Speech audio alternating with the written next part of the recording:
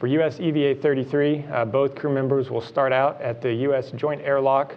We have Chell here in the suit with the red stripes, and Scott will have the suit with the white stripes.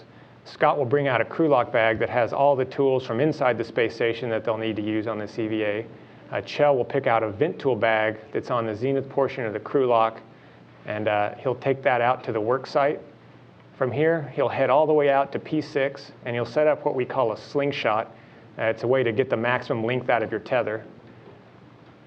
He'll translate out to P6, past the trailing thermal control radiator, the ticker. He'll stow the vent tool bag at this location. And this will be set up later in the EVA. And then he'll head over to the fluid quick disconnect coupler.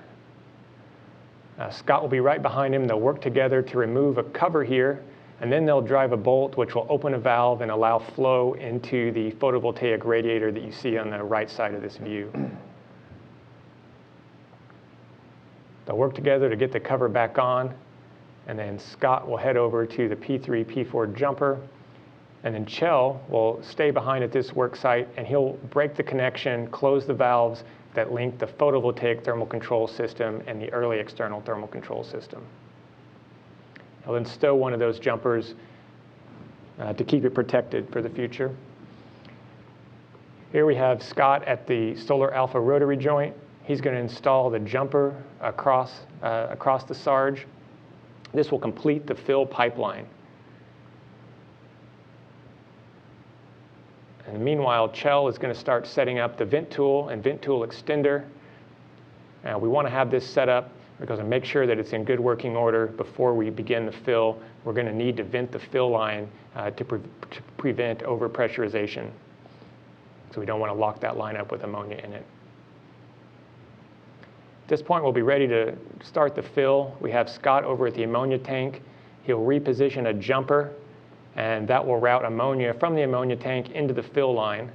After a short leak check, as long as everything is successful there, we'll have Chell mate the P5, P6 jumper over to P6, and this will start the fill of the early external thermal control system. From there, he'll head back over to the early ammonia servicer jumpers. He'll open a valve, and that will initiate the fill of the photovoltaic thermal control system. We expect this to take about 20 minutes. So while that fill is going on, we're going to have Chell retract the trailing thermal control radiator. He'll be using a pistol grip tool, which is basically an EVA version of a cordless drill. He'll drive a bolt about 50 turns, and it'll retract the radiator. Once this is complete, we expect the fill to be finished as well. So Chell will head back to the early ammonia servicer jumpers one last time. He'll close that connection between the two systems and stow them in a safe configuration and leave those two systems isolated. He'll then pick up the bags that Scott left behind there. He'll move them to a new location that's more convenient for this portion of the EVA. And then he'll head down to the P5, P6 jumper. He'll break that connection in the fill line and route that to the vent tool and vent tool extender. And this will begin the venting of the fill line.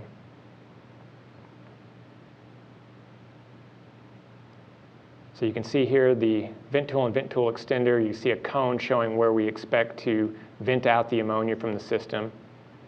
Here you can see some footage from STS-134 where Drew Feustel did the exact same task. They did a fill of this system as well. You can see he just opened the valve to the vent tool, and you'll see him look back over his shoulder, and you can see the venting of ammonia out of the system. So we expect to have a very similar view on US EVA 33. Expect that vent to take about 17 minutes to fully get all the ammonia out of the line. Meanwhile, we'll have Scott head over to the starboard CETA cart. He'll be reconfiguring this CETA cart so that we can take the mobile transporter to work site 1 and still rotate the Sarge. So he's going to fold over 2 brake handles and secure those with a tether. From there, he'll move over to the coupler. He'll remove that, and he'll attach it to the swing arm. And he'll drive 4 bolts to release the swing arm. And we'll now have the CETA cart in a good configuration to go to work site 1. He'll translate to the aft side of station near the ammonia tank where he was working earlier.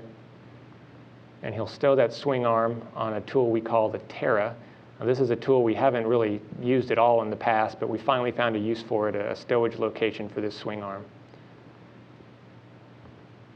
So he'll stow it there, then both crew members will head back to the solar alpha rotary joint. Now, we've seen some vibrations in the data that we get down to the ground, and we think that's because there's a strut that's loose. So the crew members are going to both work and are going to drive a bolt on two different struts. I think it'll just be a fraction of a turn, but hopefully that'll fix the vibration issue that we've seen. We'll then have Scott head forward. He'll remove the P3, P4 jumper across the Sarge. Once this is removed and stowed, we'll be able to rotate the solar alpha rotary joint again at the end of the EVA. Then Chell will begin work on cleaning up the vent tool and vent tool extender. Again, all the ammonia has been vented out of these lines at this point. So he'll demate the P5 to P6 jumper from the vent tool. He'll stow that on a dummy, and then he'll begin coiling up the vent tool and vent tool extender. He'll pack that all back in its bag. This is a bag that remains outside because it has ammonia in it. We don't want to bring that back inside, so he'll move that back to the airlock at the end of the EVA.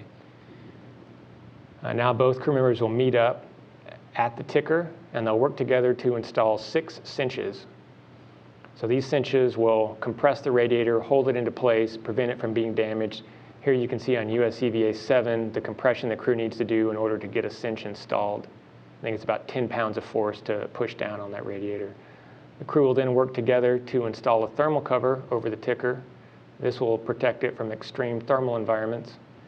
Here we see a crew member working in one of our NBL training sessions to get that thermal cover installed over the ticker. It's definitely something that it takes 2 people to do. There is another crew member in the top view here. So one guy Zenith, one guy Nader. Both crew members will pick up their respective bags and head back in to the airlock. Here we see Scott with the vent tool extender bag. He'll stow that on the Zenith portion of the airlock. Chell will then, on his way back in, reconfigure the jumper at the ammonia tank.